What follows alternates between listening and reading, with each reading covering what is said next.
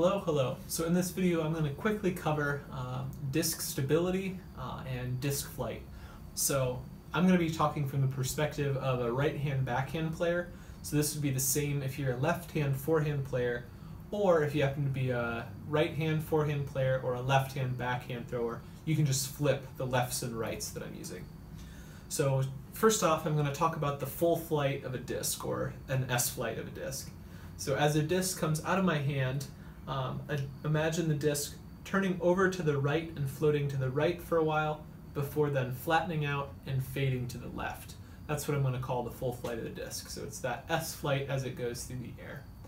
So first off, I'm going to talk about an understable disc. So what you'll notice from an understable disc is it'll come out of my throw and it'll begin flipping to the right, and it will hold that right hand turn, that flip. It's going to hold that for an extended period of time, most likely all the way to the ground.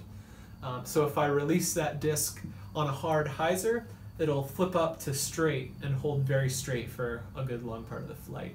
If I throw it flat, it'll see a significant amount of travel over to the right. And if I throw it with an anhyzer release, so starting off on this angle, it's going to cut very hard to the right and possibly hit the ground and even roll to the right.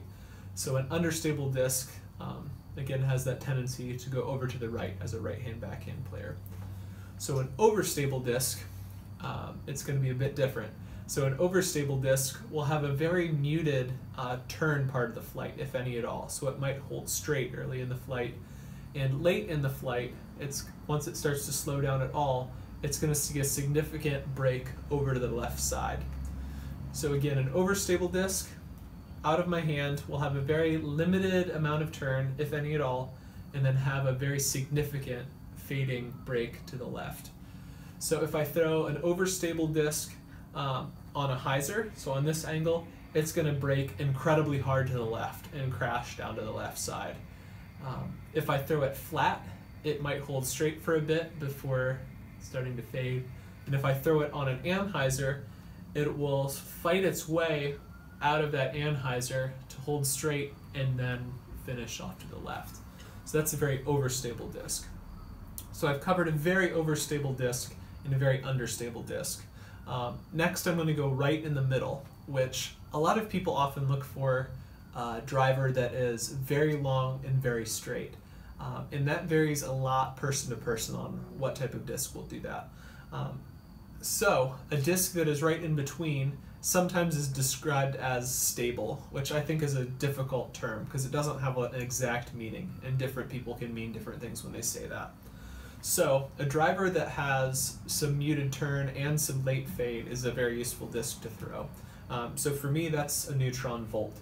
So for me, on this particular disc, I can throw it with a little bit of hyzer angle, let it flip up, hold straight, and it'll have a small fade at the very end.